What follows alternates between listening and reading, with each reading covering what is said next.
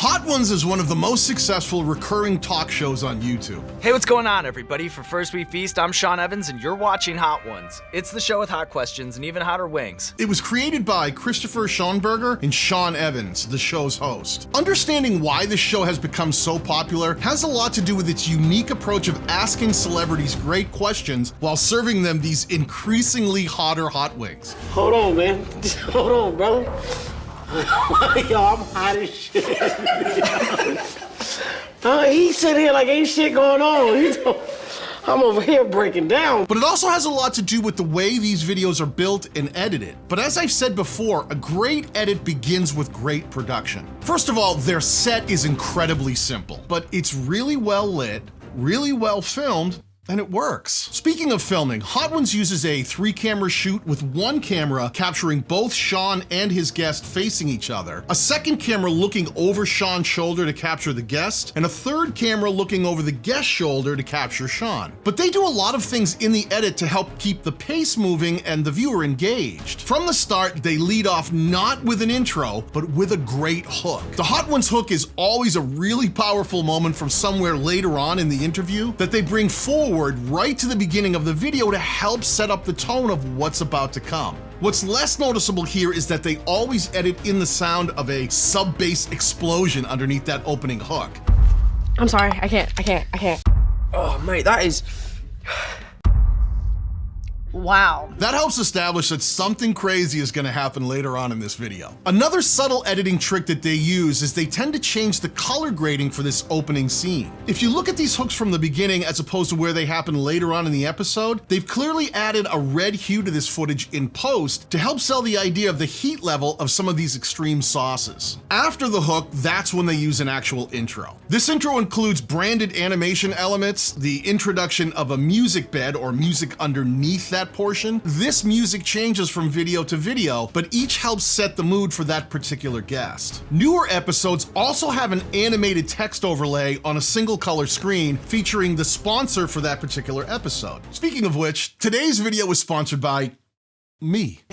We've got an extremely limited run of my handcrafted hot sauce Summer Simmer available to purchase in the US. If you're interested, I'll drop a link down below. Here the music bed continues. That's when they cut to Sean welcoming the audience. There's a neon-esque lower third graphic that spells out the host's full name, but there's another graphic overlay that you may not notice right away. It's the little First We Feast Viking dude. Kind of a cool way to sell the branding of the actual channel, because surprisingly, Hot Ones isn't the name of the channel. Hot Ones is actually the most popular show on the First We Feast YouTube channel. Now notice the intentional placement of that animated graphic overlay specifically for YouTube. It's just inside to the left of the lower right corner. The reason they set it inside a bit is so that when they apply the built-in YouTube watermark after upload, those two elements won't interfere with each other. Very intentional. From the beginning, we start seeing the visual power of that 3-camera shoot in action. In the edit, they intentionally use those camera angles in different ways and combinations to keep the visual look of that video constantly moving and changing. Visual change-ups are something we saw Mr. Beast take huge advantage of in a previous video breakdown. Now, the host Sean is keenly aware of all of this during filming, and he even knows during filming at which points he needs to address which cameras. What's also interesting is that in the edit, we see right from the start, those multiple cameras allow for L cuts and J cuts that are used really effectively to capture the other person's reaction when the guest or the host is speaking. Quick explanation for anyone who doesn't know what these cuts are. If you have two pieces of footage with audio, let's say one of Sean and one of his guest, just cutting back and forth between them would be what we call a standard cut. But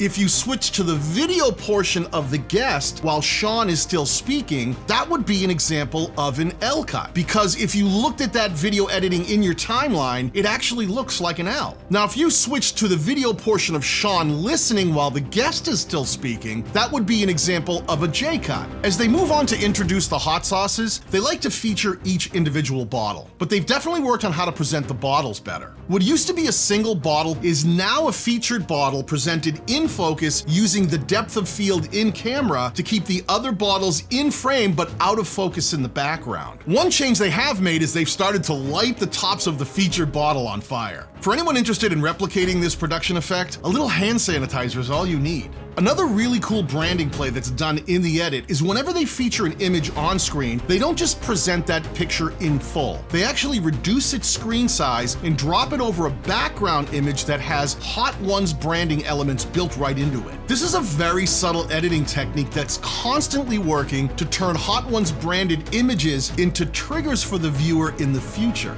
Another thing that they do that you may not notice is they change up the music during the episode. When we get to the point where guests start reacting to the heat of what they're eating, you'll start hearing very different and intentional audio layers. It's time to reach for that jug. You lied to me. Oh! Guess what got me? God.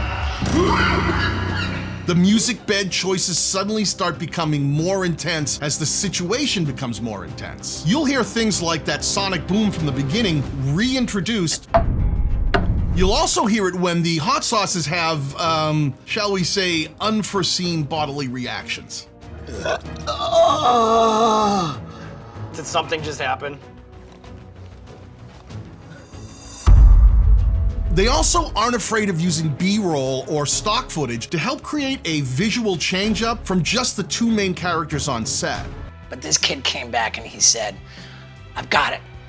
We're both in a handstand. It's the upside down nut kick." The videos always end with either a guest giving up on the hot wings or a triumphant on-screen victory. Now here's where you'll see the end credits introduced, but they'll do it underneath the visual table line of the single camera shot so they don't interrupt what's happening on screen. Another really smart editing choice. Once the story arc is finished, they introduce what could be described as like an after-the-fact outtake. You're the fucking man. This is so fucking good, dude. Thanks, brother.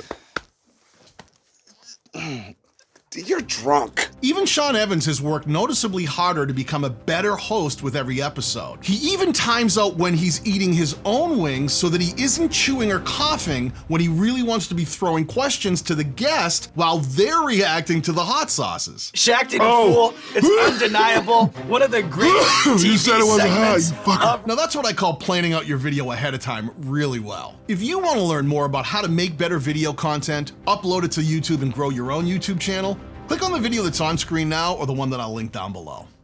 Peace.